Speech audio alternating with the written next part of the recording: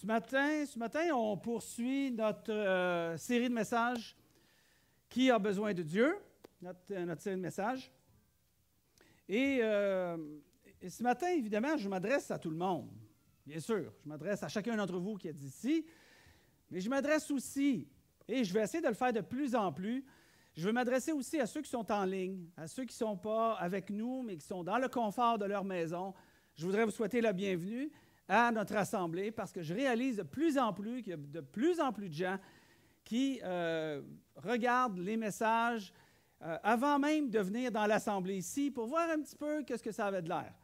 Puis là, quand ils regardent, même s'il n'y a pas de son, ils regardent le gars, ils disent « Ah, il a de l'air fin, il est beau, il est gentil, ça a de l'air, tu sais. » Déjà, c'est invitant, mais le son va sûrement aider pour le sens du message. Donc, je vous souhaite la bienvenue à vous qui êtes présents et à ceux qui viennent nous voir en ligne dans le confort de votre maison ce matin.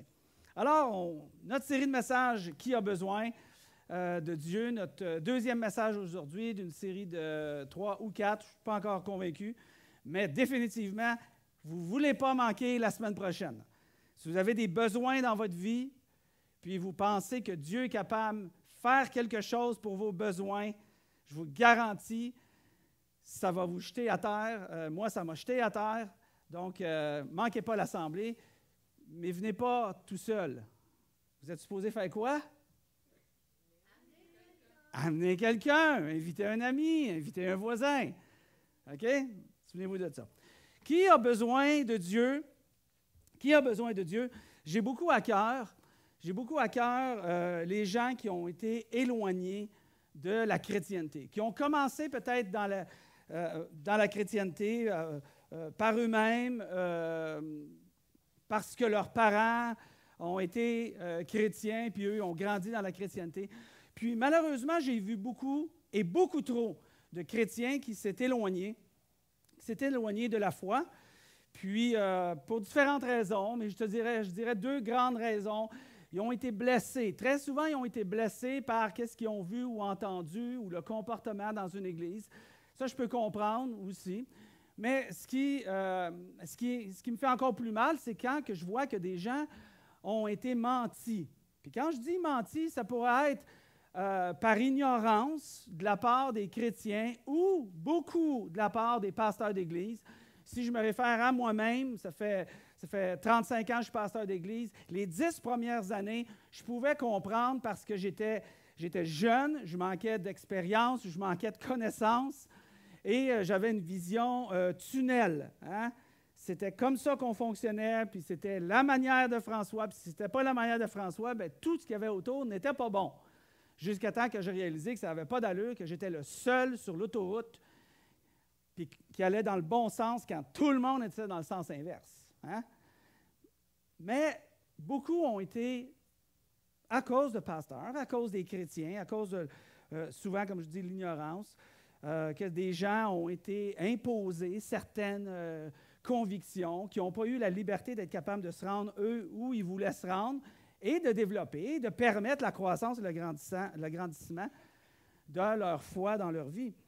Je m'intéresse aussi aux ados, c'est très important, je m'intéresse aux ados, je m'intéresse aux jeunes adultes, c'est beaucoup dans mon cœur ces temps-ci.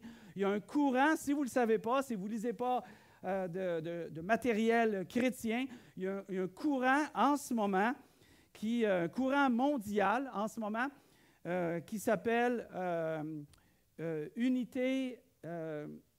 Nous sommes en unité, je vous le traduis là, parce que c'est un courant qui a été écrit en anglais. C'est un réveil. Si je parle d'un réveil, vous savez qu'est-ce que c'est? Y en a-t-il qui savent c'est quoi un réveil? Levez votre main juste que j'aie une idée de l'Église. C'est quoi un réveil? OK. Un réveil, c'est un mouvement de Dieu dans un secteur, sur un pays ou dans une population mondiale, que Dieu amène les gens à se réveiller par rapport à la foi. On a vécu ici au Québec un mouvement comme ça dans les années 80 et ça a permis à des centaines d'églises qui existent encore aujourd'hui, solides, qui ont pris naissance à ce moment-là. Et là, ce qu'on voit en ce moment, ils appellent ça le Quiet Revival, donc le réveil silencieux qui se passe parmi les ados et les jeunes étudiants, les jeunes adultes au Québec qui sont en train de redécouvrir ou de découvrir peut-être pour la première fois, puis il y a une espèce de soif de vouloir découvrir. Puis je comprends pourquoi cette soif-là est là. Hein? Je comprends pourquoi. Parce que pendant quelques années, pendant plusieurs années, on a mis de côté toute la spiritualité. Comme on dit, une expression qui dit, on a chassé le bébé avec l'eau du bain, exactement. Puis là, les ados, les jeunes adultes réalisent qu'on s'est débarrassé aussi du contenu essentiel, le bébé, qui permet la spiritualité. Bien sûr, je fais référence à Jésus-Christ. Alors, les ados, les jeunes adultes veulent retourner vers cette spiritualité-là. Ils se sont épuisés. Peut-être c'est votre cas, vous vous êtes épuisés de faire toutes sortes de spiritualités qui finalement vous ramènent aux mêmes places, c'est-à-dire peu de réponses, peu de convictions et peu d'espoir. On veut essayer à l'accessible de remédier à ça. Et ça a été le début même de l'Église, de 2 ans et demi, quand on a ouvert. L'intention de l'Église, c'est de remédier à ça, de présenter pas le charismatique, mais le christianisme d'une manière nouvelle. Je m'intéresse aussi à ceux qui ne croient pas. Ceux qui ne croient pas en Dieu, parce que je réalise que, si je définis ça, il y a 3 types de catégories de gens qui ne croient pas. Il y a ceux qui ne croient pas, simplement. Il y a ceux qui ne croient pas, mais qui aimeraient croire. S'ils pourraient avoir quelqu'un, peut-être qui leur adresserait quelque chose, qui les inviterait, qui leur parlerait de spiritualité ou qui bâtirait des relations avec eux autres. Qui aimeraient croire, mais qui ne croient pas. Puis ceux qui ont décidé qu'ils ne veulent pas croire. Et ces gens-là viennent me rejoindre encore plus, ceux qui décident de ne pas croire, hein, qui ont choisi, c'est intentionnel, c'est un choix de la volonté de dire, c'est une détermination de dire, moi, je ne croirai pas, je choisis de ne pas croire. Et si c'est votre cas, je vous poserai la question, pourquoi vous ne voulez pas croire? Qu'est-ce qui vous a si fait mal que vous avez eu une détermination de dire, moi, c'est fini, j'ai essayé, je ne reviens plus. Et là, vous êtes complètement détaché de la foi et de Dieu et de tout ce que Dieu a de bon et de promis pour cette humanité-là. Qu'est-ce qui vous a fait mal? Qu'est-ce que vous avez lu peut-être qui vous a éloigné de la foi? Est-ce que c'est un manque de preuves peut-être qui n'a pas été présenté par des gens des chrétiens qui étaient autour de vous? Peut-être parce que ce manque de foi-là a fait en sorte que vous avez détaché de tout ça. Peut-être que vous recherchez autre chose que la foi. Hein? Les gens sont à la conquête du bonheur, bien avant la conquête de la vérité. Et peut-être que c'est votre cas. Vous êtes face à la vérité, mais finalement, vous êtes à la conquête du bonheur plus qu'à la conquête de la vérité.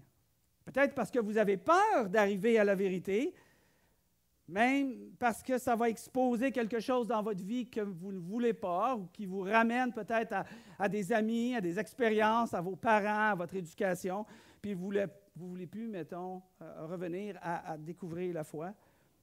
Vous avez peut-être peur de voir de face qu'est-ce qui se passe. Je vous demanderai un matin, à vous qui êtes ici, à ceux qui nous regardent en ligne, d'être honnête avec soi-même un matin.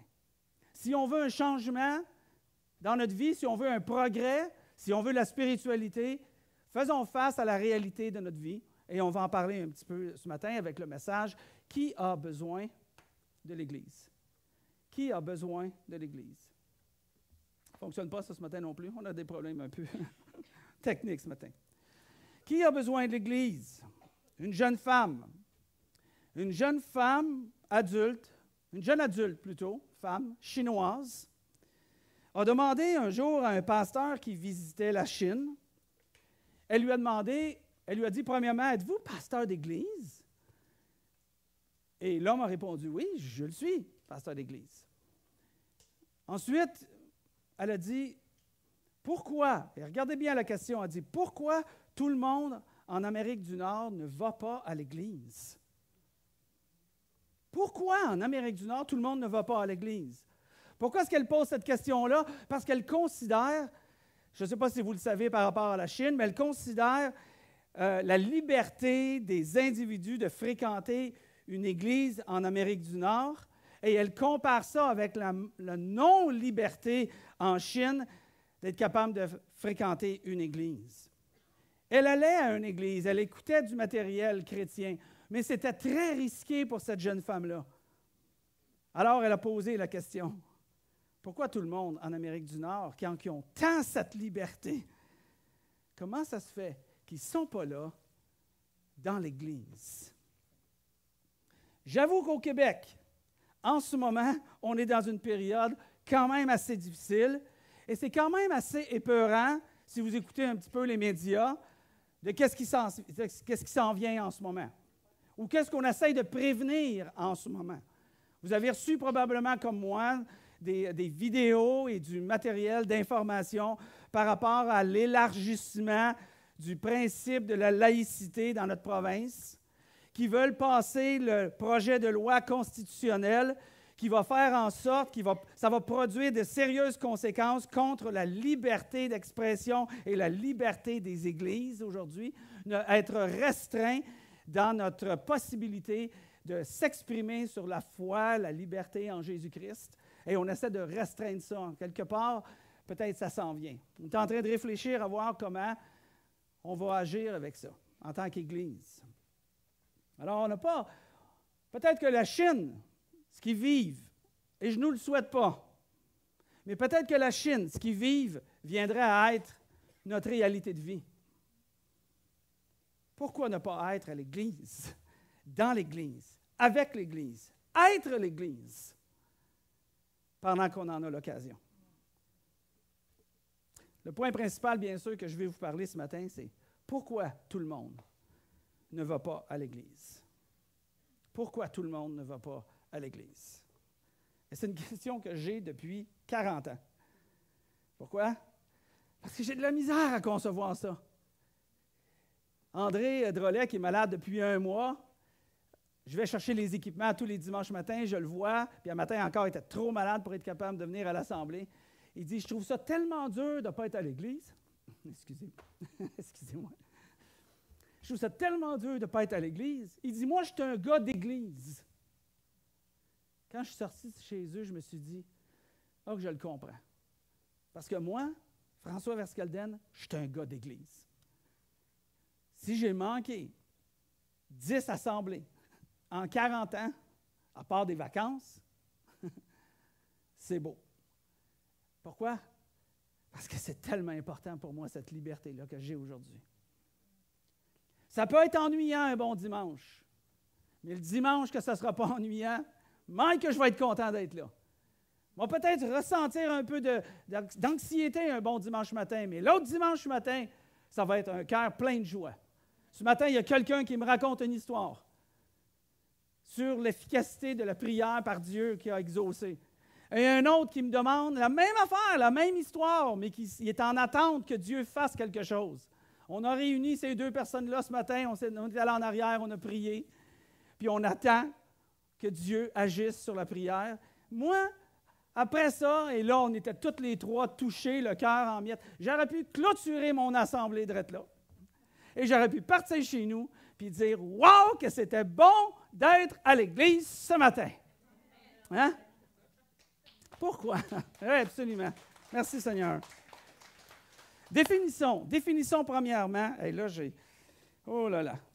Moi, je parle beaucoup. Ce qui n'est pas écrit. Donc là, ça devient comme trop long. Premièrement, définissons rapidement ce qu'est l'Église. 3 manières de comprendre l'Église. OK? Vous êtes avec moi? La première définition, une définition populaire. 2 autres définitions, des définitions bibliques. OK? L'Église.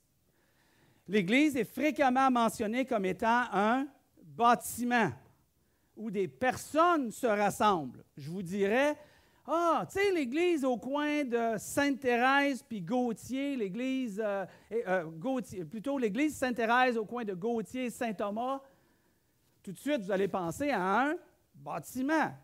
C'est une Église. C'est une définition populaire de l'Église.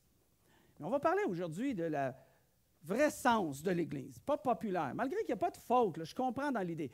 Ça produit une incohérence dans notre compréhension quand on veut comprendre la perspective de Dieu et des textes et des documents bibliques, de le comprendre comme un bâtiment, ça mélange tout.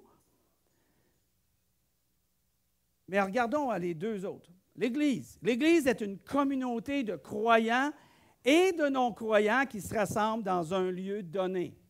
On appelle ça l'Église locale. Exemple, l'accessible. L'Église, l'accessible, dans les textes bibliques, on va retrouver qu'on fait... Bon, ce n'est pas écrit l'accessible, c'est juste pour une petite nuance là, ici. Là. L'Église, comme l'accessible, c'est l'Église locale. Et dans l'Église locale, tant et aussi longtemps que Jésus n'est pas revenu et qu'on ne vit pas avec lui pour l'éternité et que l'Église aura fait son temps sur cette terre et elle va être enlevée à la rencontre de Christ dans les airs, selon le livre de Thessaloniciens, l'Église va être composée de croyants et de non-croyants et des gens qui sont à la recherche, puis les gens qui sont sceptiques, puis des athées, puis des agnostiques, puis les gens qui sont en ligne, qui ne veulent pas venir, puis d'autres qui veulent venir, mais qui ne peuvent pas, ne sont pas capables, puis ceux qui sont en train de découvrir. L'Église est composée de ça. Ça, c'est l'Église locale, comme celle de l'accessible. Et on a l'Église, qui est l'ensemble, l'Église au singulier. L'Église locale est au pluriel, parce qu'il y en a plusieurs sur toute la planète. Vous dites, où c'est qu'il y a ça? Bien, juste dans la Bible, Éphésiens, Philippiens, Colossiens, les 7 églises d'Apocalypse, bon, il parle des églises au pluriel. Mais aussi, il parle beaucoup à l'Église au singulier. C'est l'ensemble de la communauté des chrétiens mondiale qui est formée, l'ensemble de communautés chrétiennes mondiales formées de croyants en Jésus-Christ. Ça, c'est le véritable sens profond de l'Église. D'où vient le terme Église? Avant d'aller plus loin, le terme Église vient du Nouveau Testament. Le terme Église vient du mot Église. Juste avant ça, je ne sais pas si tu peux aller juste un petit peu avant ça, le terme Église qui s'est défini comme étant Ecclésia. En grec, pour ceux qui lisent le grec, on a plein de gens ici qui lisent le grec régulièrement. Et on a le terme Ecclésia, c'est le sens du mot. Mais quel est le sens du mot? Le sens du mot, c'est assemblée ou rassemblement. Alors, qu'est-ce que l'Église? L'Église est une assemblée, ou c'est plutôt un rassemblement des assemblées. C'est le mot Ecclésia. Jésus parle avec Pierre à un moment donné, il dit « Et moi, je te déclare, tu es Pierre », lorsqu'il parle à Pierre. Et sur cette pierre, cette roche, cette fondation-là, parce qu'il est en train de parler de la fondation de l'Église, puis il a dit « Moi, Jésus-Christ, je suis la fondation », parce que Pierre avait répondu « Tu es Jésus-Christ, le Messie de Dieu ». Alors ça, c'est la fondation. Alors il a dit à Pierre, qui était le porte-parole des 12 qui étaient là à ce moment-là, il dit à Pierre « Tu es Pierre, c'est ton nom ». Petite pierre, en d'autres mots. Et sur cette pierre, cette fondation-là, que Jésus-Christ est le Messie, le Fils de Dieu, je bâtirai mon Église. Christ va bâtir l'Église, pas nous. Nous sommes des gens qui répondent à l'invitation de bâtir l'Église, contre laquelle la mort elle-même ne pourra rien. La mort elle-même, ça c'est vraiment le sens de l'Église. Que ceux qui sont croyants en Jésus-Christ, il n'y a pas de mort. C'est ça que Jésus a dit. Tu es l'Église, il n'y a pas de mort. Il y a une transition entre cette vie et la vie avec Dieu. Mais dans un cas comme de l'autre, le jour où tu reçois Jésus-Christ dans ta vie, que tu crois qu'il est le Fils de Dieu, que tu reconnais qu'il est le Fils de Dieu, tu dis à Dieu, « Seigneur, sauve-moi, je veux Christ dans ma vie », il n'y aura plus de mort. La seule mort, c'est celle de quand tu passes de mort, c'est-à-dire séparé de Dieu spirituellement, et que tu passes à Christ parce que tu crois à Christ comme étant le Fils de Dieu et qu'il est mort pour tes péchés, donc il te pardonne tous tes péchés, ça te donne un libre accès. À partir du moment que tu fais cette confession-là de la bouche et de ton cœur à Dieu, il dit, tu es né de nouveau, tu es un enfant de Dieu, tu es une part de l'Église, et il n'y aura pas d'autre mort que celle de ton ancienne vie avec ta nouvelle vie. À part de ça, c'est juste une transition entre aujourd'hui et à venir. C'est important de savoir ça. Donc, le mot ecclésia, je vais le mentionner de même, le mot ecclésia a été utilisé jusqu'à donc le sens d'un rassemblement de convertis, si vous voulez, sur la planète ou localement.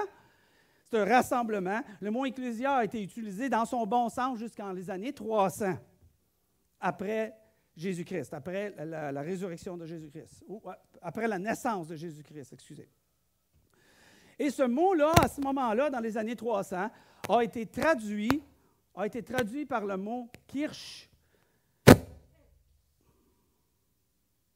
A été traduit par le mot « kirch ». Kirch, c'est un mot qui ressemblait en prononciation pour les Allemands, qui ressemblait à le mot « église », mais en anglais, « church ». Et on a pris ce mot-là et on le commence, qui vient de la Germanie orientale, c'est-à-dire, à ce moment-là, aujourd'hui, ce serait comme l'Europe.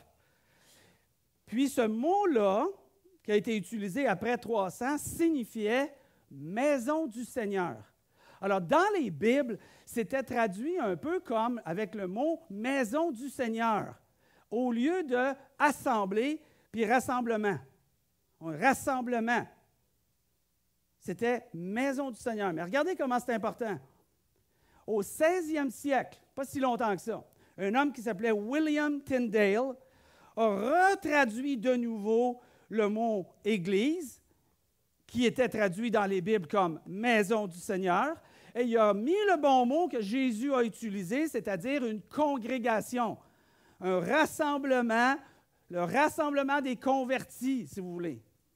Alors, il a réutilisé le bon mot, et ça a été traduit autant en français qu'en anglais « church » et en français « église ». Mais pendant toutes ces années, et encore aujourd'hui, on perd le sens de rassemblement et on associe ça à « maison du Seigneur ». C'est une très mauvaise traduction qui a eu beaucoup d'impact dans la croissance et la compréhension de qu'est-ce que l'Église. Parce qu'on l'a associé ça à la maison du Seigneur. On a donné naissance à une très mauvaise théologie qui a essayé d'être établie depuis 1600, mais qui est encore là dans notre langage et dans notre comportement et dans notre pensée.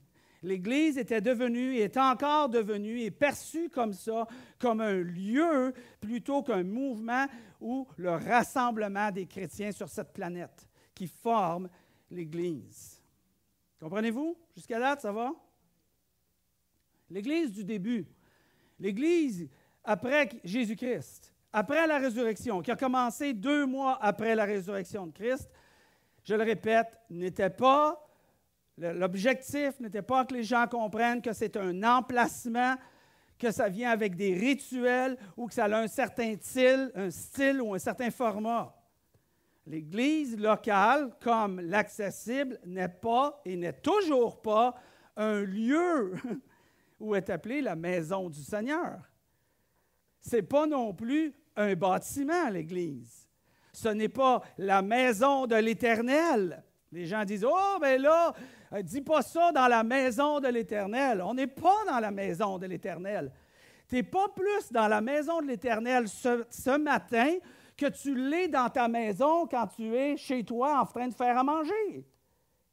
Parce que tu es autant l'Église ici, lorsqu'elle se rassemble pour son rassemblement local, que tu l'es Église quand tu es en train de faire à manger dans ta maison. Tu es autant une part de l'Église. Juste pour qu'on comprenne peut-être l'idée, l'Église, chacun est membre de l'Église, chacun a une part, nous sommes les membres du corps de Christ. OK, si tu es le bras, si tu es le bras, bon, si tu es le bras ici, Yannick, quand tu es le bras ce matin, est-ce que tu es moins le bras quand tu vas fermer la porte, puis tu t'en vas chez toi, ou tu es toujours le bras de Christ? Tu es toujours, parce que tu es toujours attaché. Puis je t'encourage à rester attaché. Parce que si on se détache du corps de Christ, qui est l'Église, dont Jésus-Christ est la tête, on sèche. On a une parabole là-dessus, mais on n'a pas le temps d'y aller. Donc l'Église est un mouvement dont la mission est de contribuer, de créer de nouvelles places de rassemblement et faire des disciples. Et c'est ce que nous, on fait ici. L'implanteur d'Église, l'apôtre Paul, a ouvert la voie pour établir de nouveaux rassemblements un peu partout dans son époque. Brièvement, la semaine passée, je vous ai fait un petit peu une chronologie. Je vais vous en faire un autre. Je vais vous en faire un autre, mais très rapidement. On parle ici dans les années 30 après Jésus-Christ, c'est-à-dire Jésus a été mort à ce moment-ci, où on commence ma chronologie. Il est mort, enterré, revenu à la vie, et il a été vu par plus de 500 personnes à la fois, des témoins oculaires qui ont vu que celui qui disait qu'il était Dieu est mort, s'est donné la mort, s'est donné la vie, est revenu à la vie. À ce moment-là, Pierre est devant la foule et l'Église commence. L'Église commence, le mouvement de l'Église commence. La persécution aussi commence dans les années 30. Il y a une persécution qui dure par l'apôtre Paul, qui n'est pas Paul à ce moment-là, mais qui s'appelait Saul. Et Saul persécute les chrétiens à partir de la résurrection de Jésus-Christ pendant les 3 prochaines années d'une manière absolument atroce. Il cherchait à prendre en otage les chrétiens pour qu'ils blasphèment le nom de Jésus. Il les amenait liés à Jérusalem pour les placer, pour les mettre en prison. Il les faisait... il y avait des faux témoignages qui étaient apportés contre eux autres pour qu'on puisse les lapider. Un matin, OK, je continue. Seigneur, aide-nous là-dedans, s'il te plaît. Et l'Assemblée répond. Amen. Donc, Paul fait son travail pendant 3 ans. Au bout de 3 ans, Dieu regarde son fils, Jésus, dans le ciel, puis il dit, « Hey, Jésus, il me semblait que tu avais parti un mouvement qui marcherait. Là, je pense qu'on a de la misère là, avec ce gars-là qui s'appelle Saül. Qu'est-ce qu'on fait avec lui? » Jésus a dit, « Faites-en pas avec moi, j'ai une bonne idée. » Et il a apparu devant Paul, ou Saül. Saul. Il a apparu devant Saul, lorsqu'il s'en allait chercher des chrétiens. Et là, cette apparition-là fait évidemment que quand Jésus t'apparaît dans ton cœur, c'est une chose. Quand il t'apparaît, tu l'entends, tu le vois à la lumière, tu tombes à terre, tu es rempli, tu es bouleversé, tu deviens aveugle. Wow! Il y a quelque chose là, il y a quelque chose qui se passe. Et Saul a réalisé que c'était Jésus-Christ, parce que même Jésus l'a dit. Tu es qui? Quand Paul a demandé à Jésus, qui es-tu? Jésus a répondu, je suis celui que tu persécutes. Ben oui, mais je persécute pas toi. Je persécute les chrétiens. Oui, mais les chrétiens, c'est l'Église. Et l'Église, c'est le corps de Christ. Et Christ est la tête du corps. Donc, c'est mon corps, c'est moi que tu persécutes. Oh, OK. Paul, converti au Seigneur, trouve le Seigneur, se met à prêcher l'Évangile partout où il va pendant 14 ans. Au bout de 14 ans, il travaille à ce moment-là, dans la dernière année, à l'église de Antioche et il commence son travail missionnaire. Il a commencé tout ça dans les années 30 quand il a persécuté. On est rendu dans les années 47 et l'apôtre Paul part, envoyé par l'église de Antioche. Hein, c'est comme ça qu'une église est commencée en passant. C'est la bonne manière de faire, c'est une église qui envoie pour porter le message avec une autre église. Et c'est comme ça que j'ai commencé mon ministère.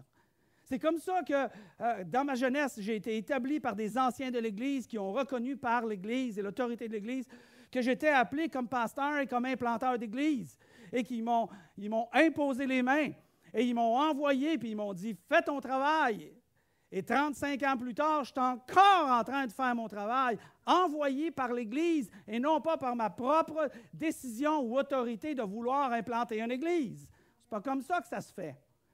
Ce n'est pas l'approche qui va honorer Dieu.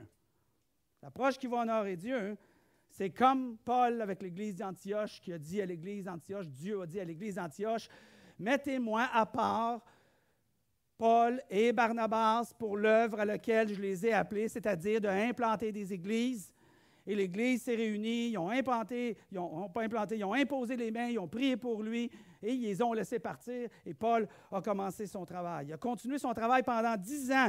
Au bout de 10 ans, dans les années 58, si ce n'est pas le micro, c'est ma gorge. Dans les années 58, Paul a été arrêté, a été emprisonné. Et durant cette période de temps d'emprisonnement, il a écrit quelques lettres aux églises, Éphésiens, Philippiens, Colossiens. Il a fait 4 ans en prison. Dans les années 62, par la suite, il a été relâché 4 ans. Il est retourné visiter les églises. Et il a refait ça un autre 4 ans. Il a été de nouveau arrêté. Et là, le livre des Actes se termine là. Acte 20, aide-moi Elias, Acte 28, je crois. Ça se termine avec l'acte 28. Mais c'était le premier moment de prison.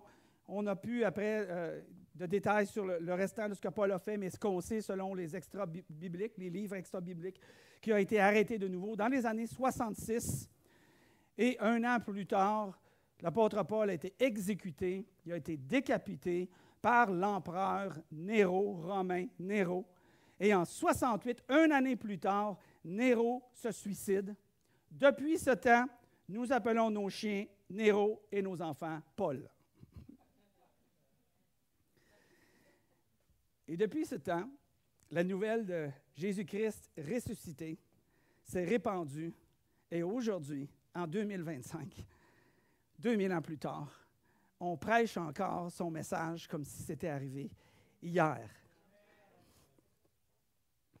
Alors, comme disait la jeune femme chinoise, pourquoi que les gens ne veulent pas venir à l'Église quand ils ont toute cette liberté? Peut-être c'est notre apathie. Peut-être qu'on s'est endormi un peu. Peut-être qu'on a une perte d'émerveillement. Peut-être qu'on n'est plus émerveillé de ce que Jésus a fait, de ce que l'Église fait, puis comment Dieu travaille au travers de l'Église. Et pourtant, on a des documents qui nous ramènent même ce que les anges pensent. Les anges, quand ils regardent l'Église, le texte nous dit, ils sont émerveillés de voir la sagesse de Dieu. Où c'est qu'on est rendu? Est-ce qu'on a perdu cet émerveillement-là? C'est certainement pas par le manque de promesses de la récompense de Dieu dans cette vie et dans la vie à venir qui est la raison qui pourrait être une raison pour laquelle qu'on ne se réunit plus, ou que c'est plus important, ou que c'est secondaire.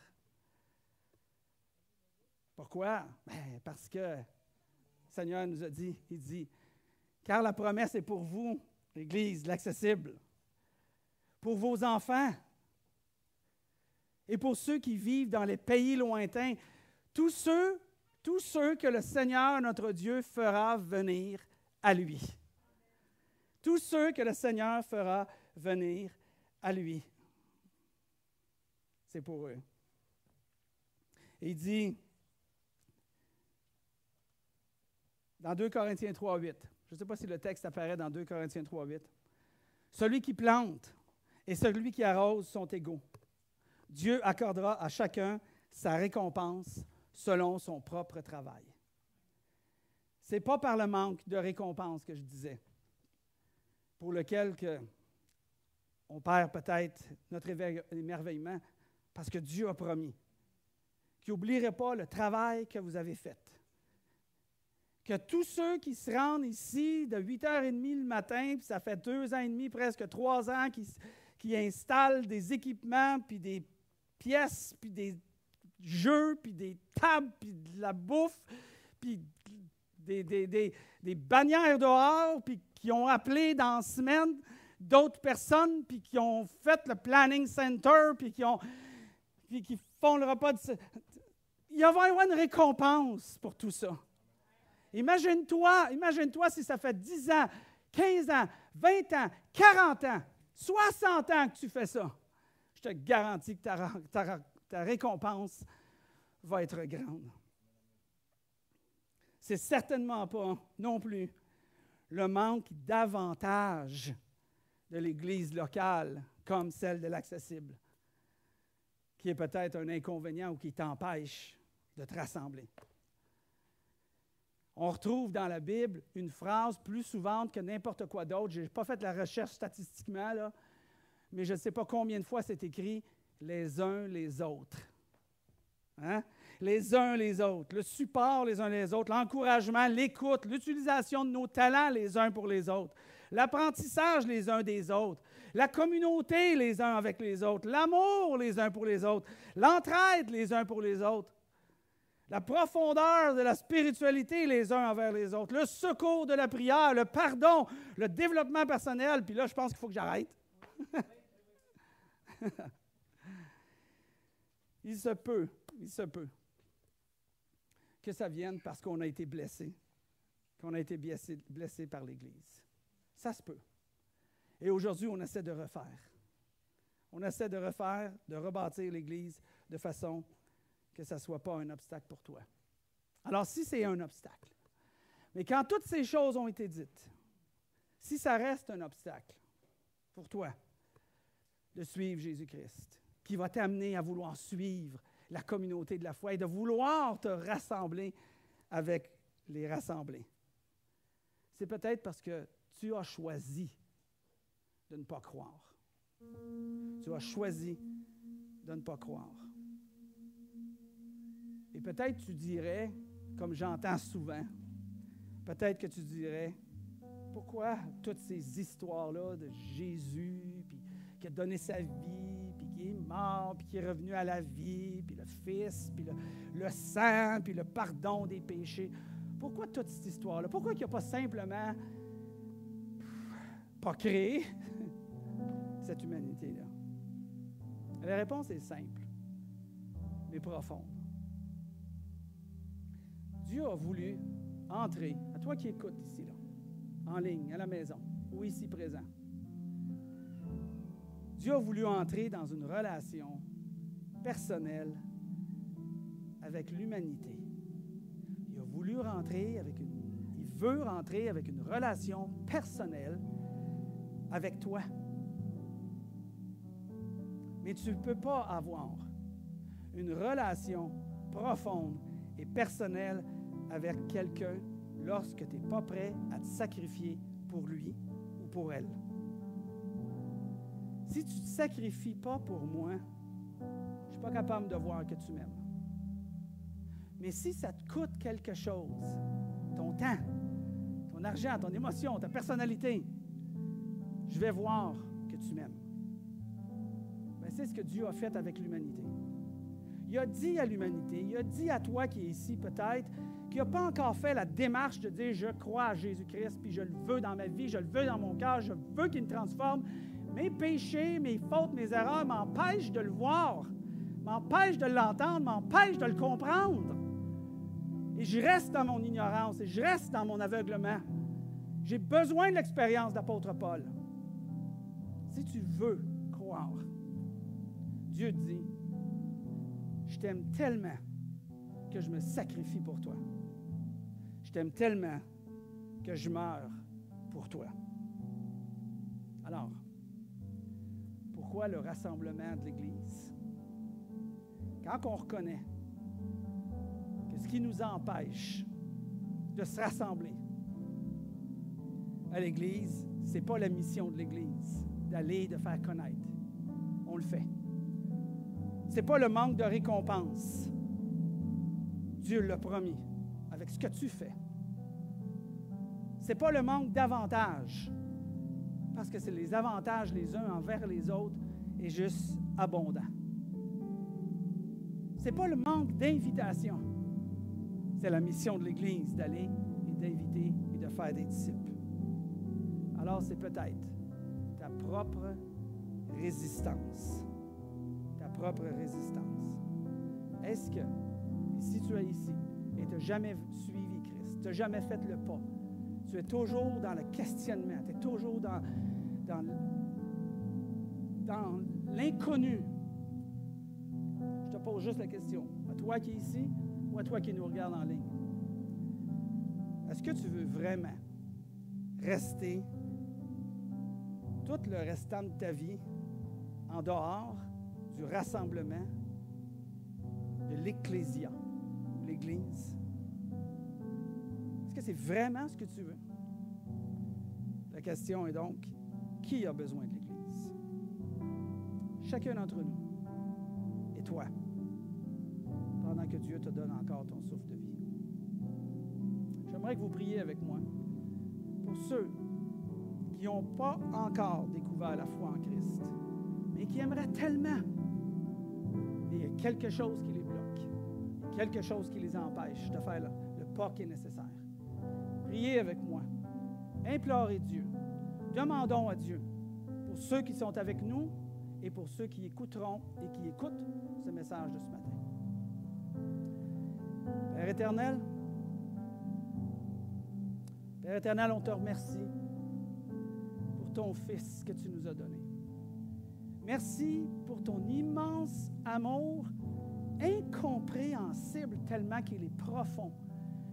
Et nous en comprenons qu'une simple petite partie, mais suffisamment pour nous permettre de s'approcher de toi et de reconnaître ce que tu as fait pour nous. Seigneur, il y a des hommes et des femmes qui sont ici dans cette assemblée. Il y a des hommes et des femmes et des enfants qui sont ici, des autres qui entendent et qui sont toujours dans l'inconnu, toujours dans l'aveuglement, toujours dans le questionnement, incapables de faire le pas. Je te demande de toucher leur cœur ce matin, que personne parte de cette assemblée qui aura fait cette prière sans avoir la ferme conviction que tu les aimes, que tu les veux à toi, que tu veux les diriger, que tu veux les aider, que tu veux les réconforter et tu veux leur donner une espérance, un espoir dans cette vie et dans la vie à venir, Seigneur. Alors, si vous êtes ici, je vous demanderai de garder les yeux fermés, de continuer à prier avec moi, mais j'aimerais quand même m'adresser à les quelques personnes qui sont dans cette assemblée ou les plusieurs personnes qui sont dans cette assemblée, ceux qui nous écoutent en ligne, que si vous recevez dans votre cœur que Jésus est le Fils de Dieu, et si vous acceptez cette réalité-là, que Dieu l'a ressuscité, l'a ramené à la vie, et si vous dites de votre cœur que non seulement vous le croyez, mais vous acceptez vos erreurs comme étant vos péchés qui vous empêchent d'avoir accès à la vie éternelle, mais que Dieu veut vous pardonner simplement parce que vous acceptez qui Jésus est, dites-le à Dieu. Dites-le à Dieu de votre bouche et de votre cœur, car il dit que c'est en croyant du cœur qu'on parvient à la justice ou à la vérité. Et c'est en confessant de la bouche qu'on parvient au salut. Alors, Père éternel, je poursuis cette prière pour ceux qui vont te dire, Père éternel ou Dieu dans le ciel que je ne connais pas, je crois à Jésus-Christ. Je crois qu'il est le Fils de Dieu. Je crois qu'il a donné sa vie pour moi. Je crois que tu l'as ressuscité, Seigneur. Et je comprends et j'accepte surtout que sans lui, je n'ai pas de vie éternelle parce que je demeure dans ma nature pécheur. Mais que tu me laves de mes péchés, tous mes péchés, présents, passés, futurs, simplement en acceptant Jésus, ce qui me donne la promesse de la vie éternelle. Je veux te dire, Seigneur, que j'accepte Jésus-Christ dans ma vie comme mon Seigneur, comme mon Sauveur. Et c'est en son nom précieux que je te prie, Père. Amen. Si vous avez fait cette prière, si vous avez accepté le Seigneur dans votre vie, venez me voir. Dites, allez voir quelqu'un, partagez-la à quelqu'un, qu'on se réjouit avec vous. Et si vous êtes en ligne et vous avez reçu, écrivez-moi, dites-moi comment vous avez accepté Jésus dans votre vie. Si vous voulez, j'aimerais, avant qu'on aille plus loin, garder cet même esprit qu'on a. Éloignez-vous pas, restez là, restez avec nous. On va partager ensemble la Sainte Seine qui nous ramène justement à ce que Jésus a fait pour nous. Alors, j'inviterai Patrice à venir à continuer.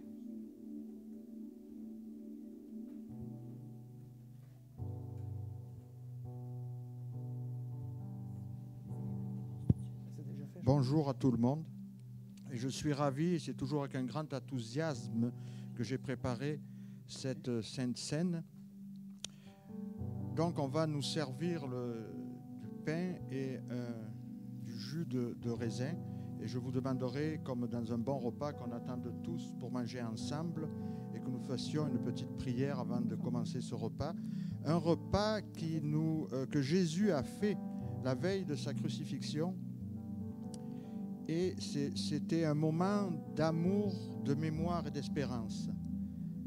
Un moment d'amour car Jésus allait montrer l'amour, tout l'amour qu'il avait pour nous en donnant sa vie.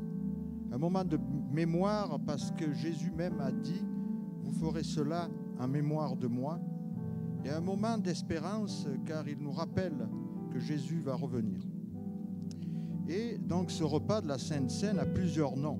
La Sainte Seine, pourquoi Sainte Seine? Parce qu'elle est sainte, elle a été instaurée par Jésus-Christ. Et Seine, ça vient d'un mot latin, Sena, qui voulait dire repas. Mais ce repas a d'autres noms. Il a le repas du Seigneur, car il nous rappelle qu'il a été instauré par Jésus-Christ. On peut l'appeler Eucharistie, qui vient d'un mot grec qui signifie action de grâce. Ça, c'est pour exprimer notre reconnaissance envers Dieu de nous avoir offert son Fils, sacrifié son Fils. Et on peut l'appeler également la communion. La communion qui souligne notre union avec Christ et les uns avec les autres, qui nous rappelle l'Église que nous formons. Donc ce repas, Jésus l'a pris la veille de la Pâque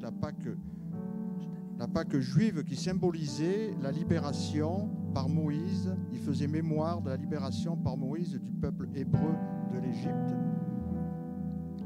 Et il mangeait du pain sans levain parce que ça rappelait la précipitation qu'ils avaient eue pour quitter l'Égypte.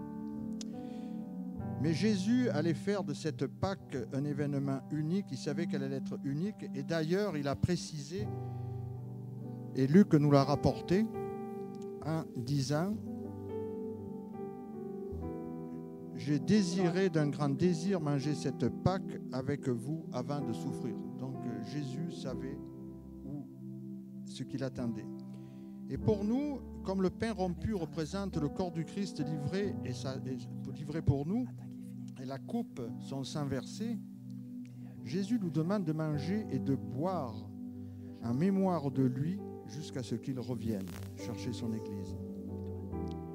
Et dans la lettre aux Corinthiens, Paul nous rappelle, écrivait à Corinthe et disait « Car toutes les fois que vous mangez ce pain et que vous buvez cette coupe, vous annoncez la mort du Seigneur jusqu'à ce qu'il vienne. »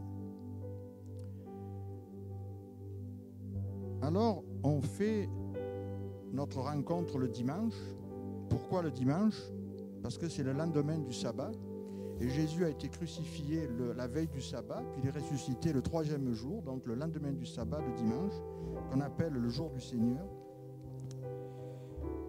Et nous allons...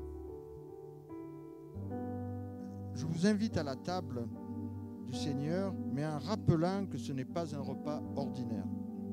Prenons un moment de silence pour examiner nos cœurs, demander pardon et venir à cette table avec reconnaissance et humilité.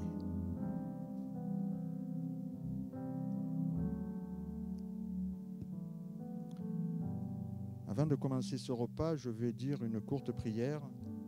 Père céleste, nous nous souvenons du sacrifice de ton Fils Jésus. Merci pour son corps brisé et pour son sang versé pour notre salut. Pardonne nos fautes, purifie nos cœurs, fortifie notre foi. Remplis-nous de la paix, de ta paix et de ta grâce. Unis-nous à toi et les uns aux autres dans ton amour. Nous te le demandons au nom de Jésus-Christ notre Seigneur. Donc je vais prendre le pain. Je vous invite à prendre le pain.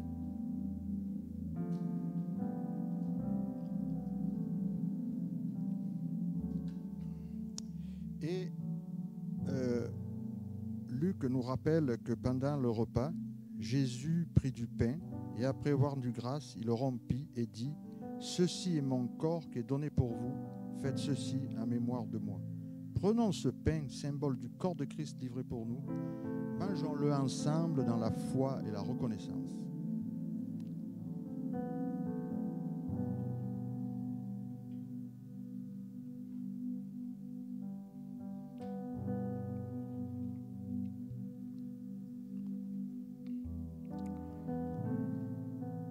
Jean nous rappelle que Jésus a dit « Je suis le pain de vie, celui qui vient à moi n'aura jamais faim. »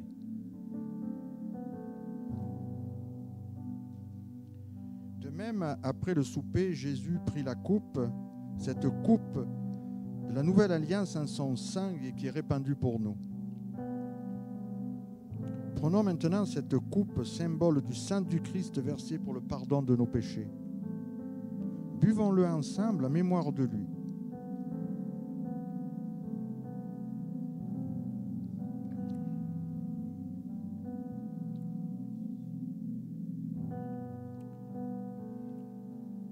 Jean nous rappelle, dans sa première lettre, le sang de Jésus nous purifie de tout péché. Je vous invite à une courte prière de clôture pour remercier. Père éternel, merci pour ce repas sacré. Que ce moment de communion renouvelle notre foi, ravive notre amour et fortifie notre espérance, afin que nous vivions en témoins fidèles de ton amour et que nous construisions cette assemblée qu'est ton Église. Nous te prions au nom de Jésus, notre Seigneur et notre Sauveur. Bon dimanche à tous.